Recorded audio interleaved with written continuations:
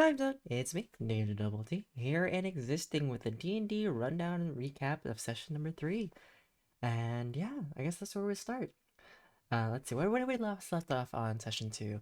So in session 2, we last left off with, the resolution of the party. Not probably traumatizing one of the characters, but one of the characters, Tycho, is, definitely afraid of the dark and has to deal with these shadow things after the fact of, you know, almost getting abducted by a mother.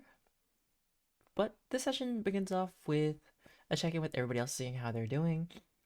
First we check in with Sage, who our player of that situation, like she had to leave before the session ended last time, just a little bit early, but only small thing was checking in like after drinking a black liquid of 99.999999, and the nines continue on of some kind of crazy dark alcohol. You know, it it would kind of wreck you. So overall, like Sage was hungover the next day. Sage was like, ooh, mm, mm, right? And so there's that.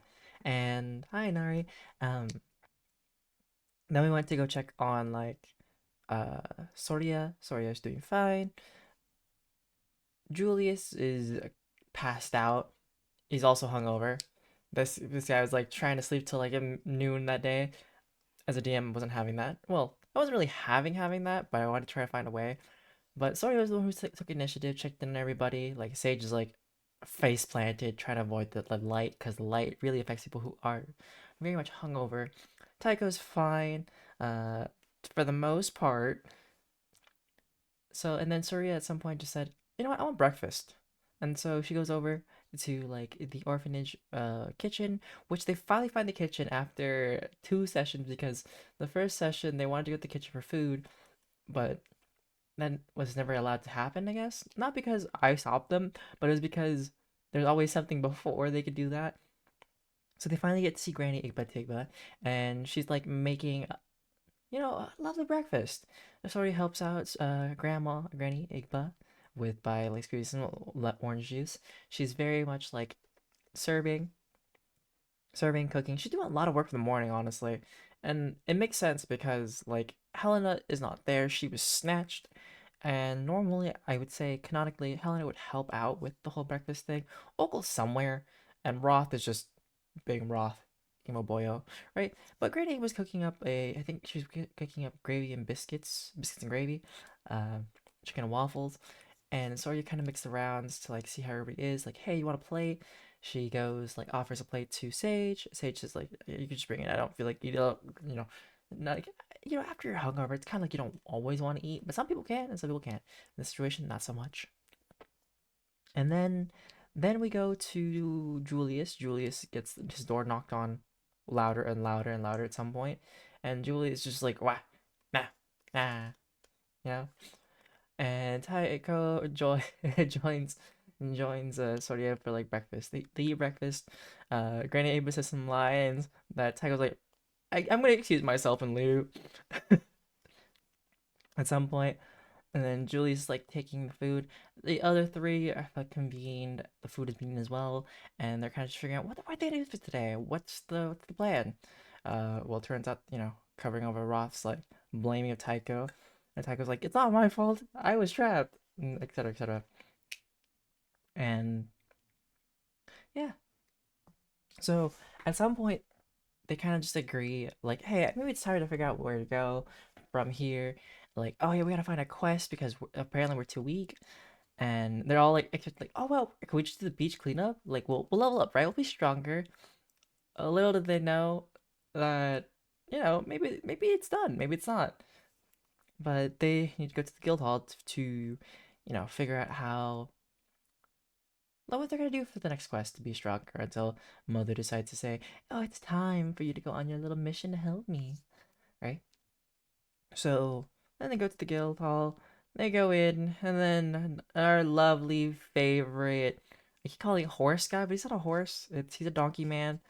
Don Quixote is there to pick a fight with them because he blames them for the fact that Rhythm has finally made the right choice of just breaking up with this guy that is just like an arse. He's canonically an arse. And like everybody was like, no, we don't have time for this. Like they're bantering up with him, like roasting him, and he's just sputtering. And like the players just want to get their quest board. They want to go to the quest board, look for that beach cleanup, and turns out the only one that's there is the haunted mansion, and the only person that can help them is get the mission is Kumon and Adelaide, the attendants that work at the guild hall.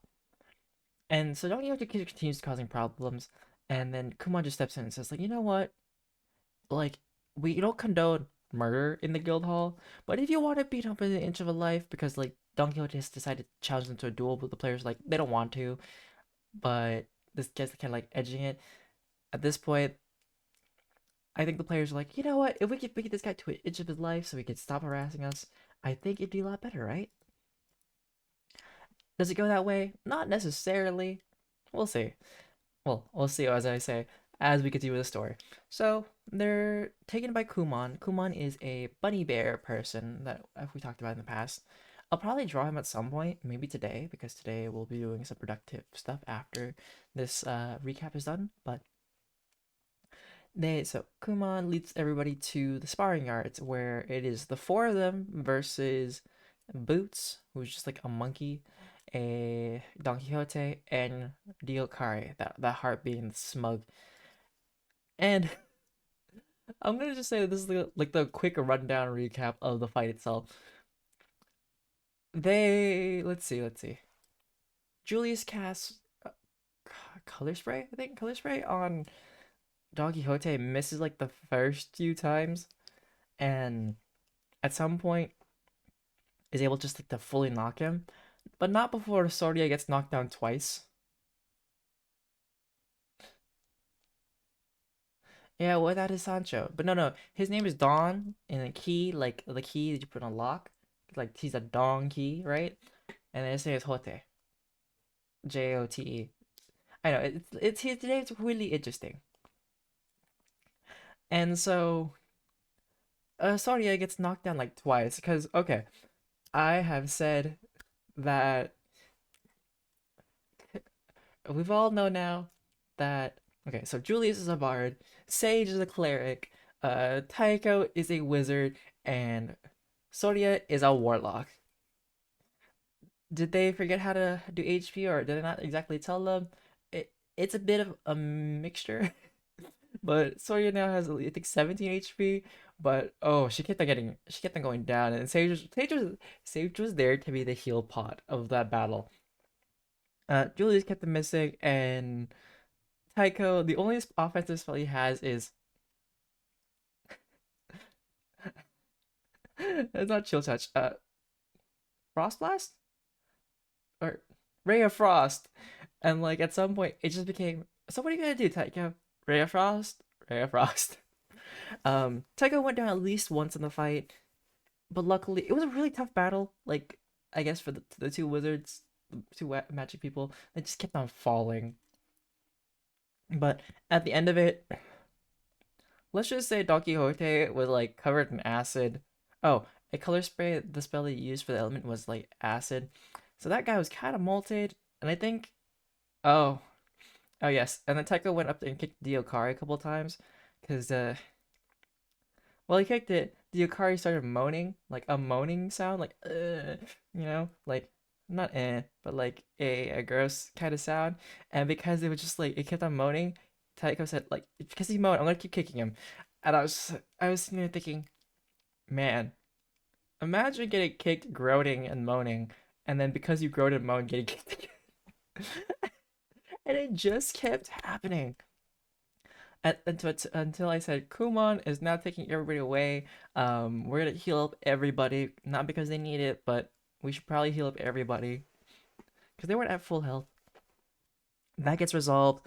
They finally get to back to the guild hall. They get the quest to the haunted mansion. They're like, "What's gonna happen?" Not mansion, haunted museum. Like, what are we supposed to do? And there's basically like, oh, we don't know. We don't know what's going on in there. What makes it haunted? You might have to just go figure it out. And then Kumon asks to like join the group, like, "Hey, can I join? It's been a while since I've done some adventuring, and stuffs, right?" And oh, I almost forgot. The Avengers also decided to rob those guys. Well, they decided to rob the guys of like their money because Sori was thinking about like destroying his rapier and stuff like that, or like stealing it. And then they're like, maybe we shouldn't because this guy's gonna come back again. And I'm not gonna say he's gonna come back again. I cannot confirm or deny. 'Cause at this point, I think the Avengers are sick of him. I don't want this to become like a canonical, Team Rocket situation. I'm like, oh, a new day, another, another harassment. You know, as much as that'd be fun, I think, I don't know, maybe he'll be back, maybe he won't. We'll see. And so they finally led to the museum. The museum is an interesting place because it's like the entrance is very much similar to like the Greek pillars in a building, right? And it's covered in like very like dark brown wood tinge. Like it looks like it's kind of worn down as well. There are like dark ravens flying like above everything, and then the players have finally like just enter the place, right? But they also detect that there's like this weird, at least for the most of them, detecting like some weird mana coming from it. Like it's just giving them like the whole feeling of like chills down their spine, right? And so like we described, like in the front there's like whole like giant corridor with like two statues of like knights at the very end, and in the center is like a reception desk, and they see like the velvet ropes that block off like certain displays just because you don't want people to, disobey the rules and walk into it and cause problems, right? And and then they're like, so who are we finding? Who even works here? And so at least Soria thinks that. Soria goes up and to the reception desk, and we get introduced to this guy named Terse. His name is Terse E. Miser, and basically he looks like one of those stereotypical like explorer hat guys with like a red mustache and has like a monocle, and yeah, he's like he introduces like everybody like, oh, this is what's happening and like what's this museum. Not many people come here anymore because I guess it's a little too spooky. And like the group is like, so what do we need to do? Like, do you know anything of the situation? Terse doesn't seem to know pretty much anything about the scenario of what's happening besides that, hey, it's a little too scary for people, and like every time he goes around, everything seems fine for the most part, right? And then this is where all the players got like annoyed because Terrace was like, "Well, if you guys want to help complete this quest and like explore the place, can you guys pay 2 gold so you guys can pay for a ticket to enter? Because this is a museum and like if you're in an enter museum, we kind of do charge a fee and that's for the business." And then it was like, "Heck no, 2 gold each to pay for something that you want us to solve." And the guy like trying to explain, and then basically I feel like it went pretty much almost nowhere, except Story was like, you know what, fine, I will give you 1 gold as a deposit fee, and if we can't solve it, then we will pay you, but if we do, I would like it back, right? And then the players are introduced to the museum itself. So the museum has like one giant hallway that leads straight down to like a giant room at the end, and then on each side to the right and left there are 5 different like smaller halls of like different museums. The players are curious, like, what kind of museum is this? Like, is it a historical? Is it scientific? And I said it was just a general museum. So like, a museum has a little bit of everything, to explore. And like some of them just didn't make sense, at least for museum wise. Like, what is there? What could be in there? And what else? What happened from there? So as the adventurers like are pissed off and start leaving Terse, that's when you hear Terse screaming, and then some of the players get feared for whatever reason because a ghostly figure with like chains like comes from the ceiling and says turn back, and then drags Terse into the floor, and he's gone. Meanwhile, Kumon is running for his life because he has been spooked. All the players successfully succeeded the role for to be not feared, so they have to go find Kumon, and then Kumon has finally calmed down at some point after the running, and then says we should probably split up and like look for clues for the situation, right? And everyone's like, no. What kind of horror movie thing is this? And they're like, absolutely not. But then at some point, some of the players get spooked again because they're exploring like one of the side rooms. Taiko's casting a detect magic spell to figure out like what is getting casted, what's happening, and it seems like at the end of each of those like five rooms, there is like there is a source of energy where everything's emitting from, but they're also moving in like in the wall itself. It's quite confusing what's going on. Like they can detect it, but they're not sure what is happening. They do learn that there is like some kind of illusion spell that is happening amongst everything, and then the players that are feared end up actually running through the left wall.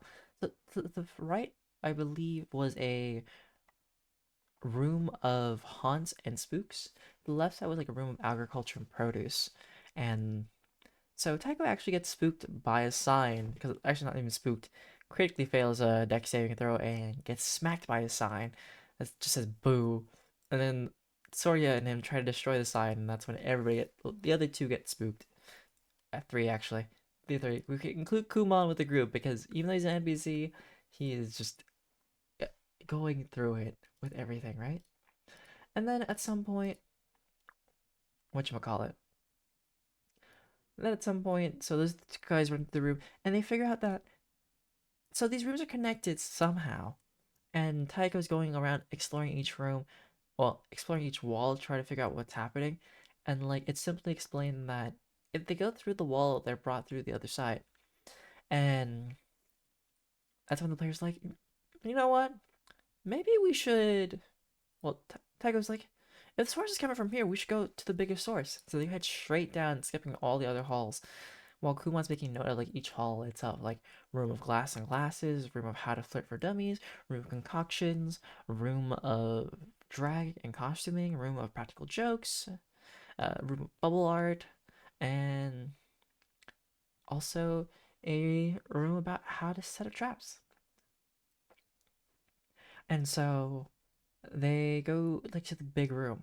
As they try to enter the big room, there is another wall that like stops them, but this time it takes them to like a random hall instead, like one of the rooms that they passed. And the players at this point are confused because I kind of left the story a little too open-ended, and I think it's something I'll talk about at the very end, but they're kind of confused. And so Tiger gets left in the concoction room. Uh, Julius is in the drag room. Soria and Sage are in the traps room. And at some point, Soria has to leave because life hits, right? Session, important things to do. So she has to leave the session early. So the other three are left, and they kind of explore the other rooms. Taika is like interacting with the potion room because it says the room concoctions says try me, but also underneath it says in parentheses do not drink. And there's like a red, orange, yellow, green, blue, and purple potion like sitting on different pedestals. Taika decides to throw on the floor the yellow one first, I believe. No, the red one on the floor first. Nothing happens. Uh, throws down the yellow, or pours the other one, then puts it on his skin. Nothing really happens. And at some point, Tycho decides, you know what, I'm gonna lick the red potion off the floor. And that's when Tycho becomes super buff. And I believe he also tries to drink he also drinks the blue potion as well.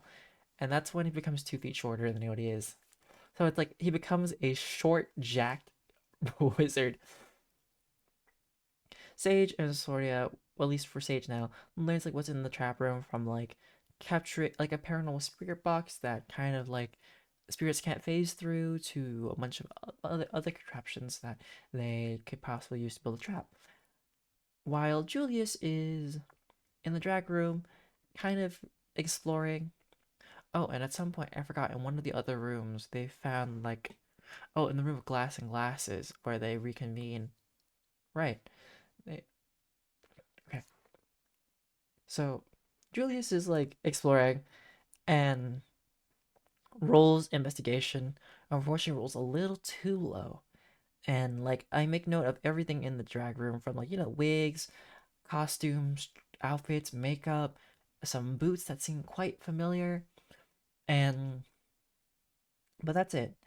And then Julius and Tycho go and meet in the glass room and they start like putting on glasses or at some point try to, and they find like some red hairs like similar to like facial hair itself that seem quite familiar.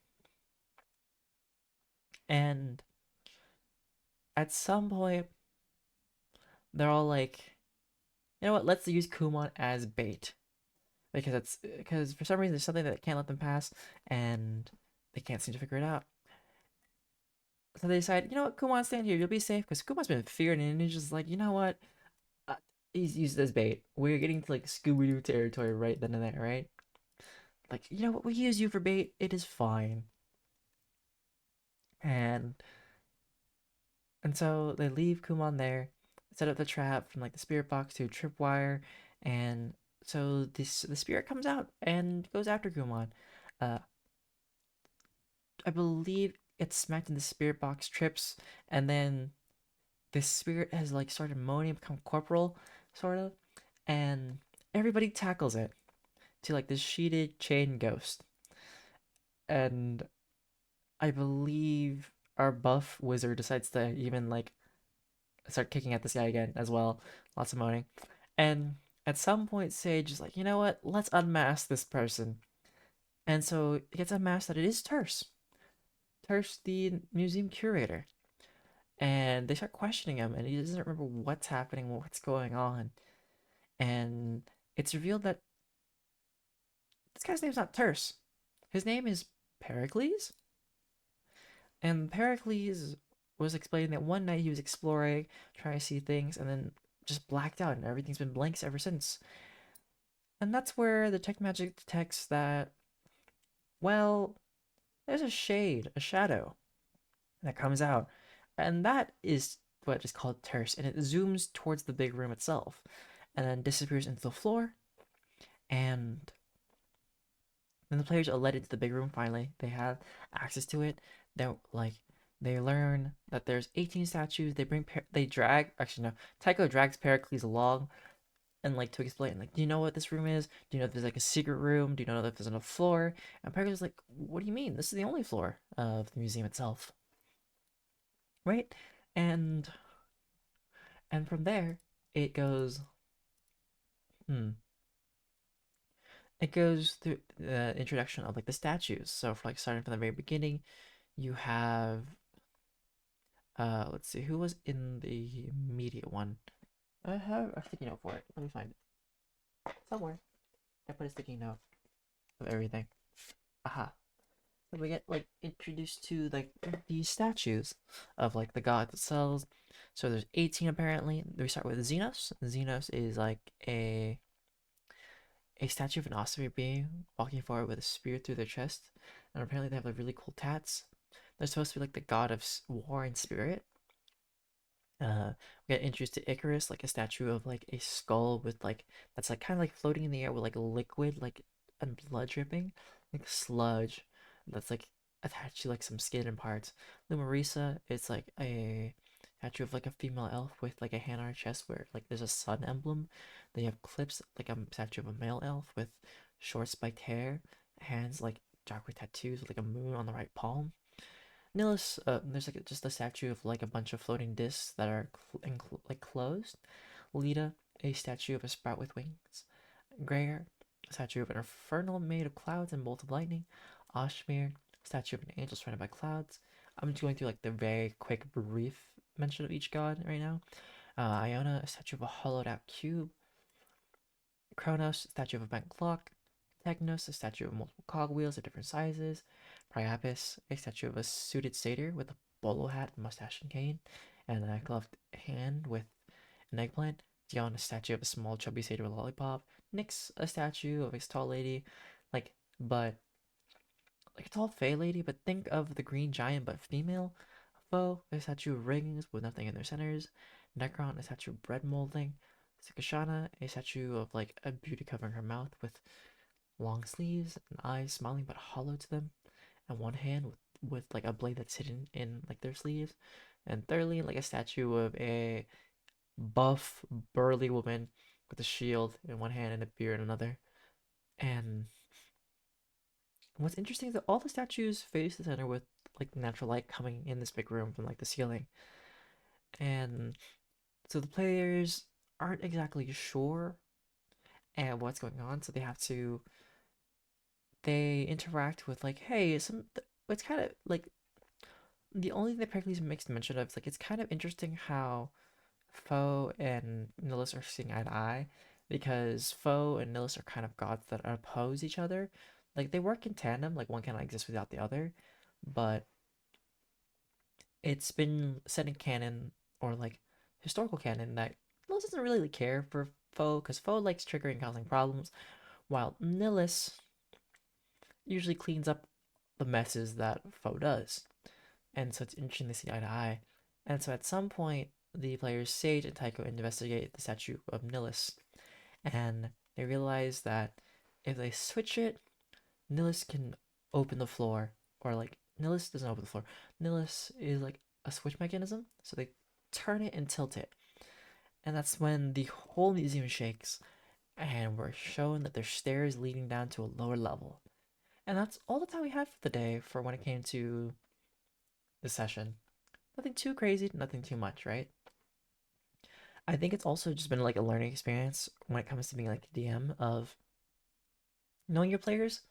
And this time around, I want to try something where I'm not here to give them every clue, right? But I wanted them to like, explore and kind of just experience things and ask questions. And some of our players do that, but for the most part, I think in the future I might have to leave it less open-ended because it became like, what do we do now? Uh, and I didn't exactly have all the solutions for them. Like it was a story of where they could find things for themselves.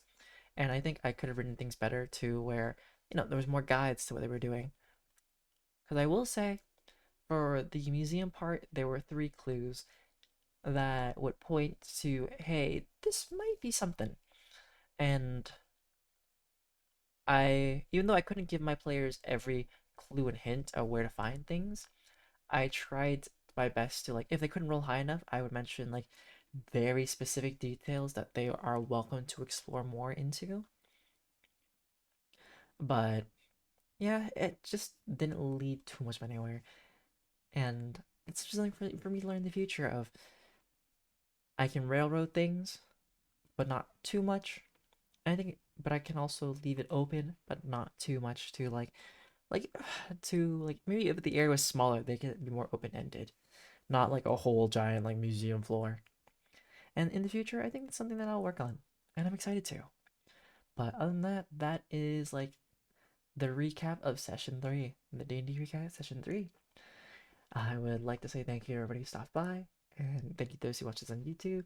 If you want to see a campaign when it goes live, like on stream at some point, or another one, feel free to come by on Tuesdays to where I do recaps. If it's ever a live stream of D&D stuff, it'll probably happen on a Sunday, but I'll probably let you guys know when that happens.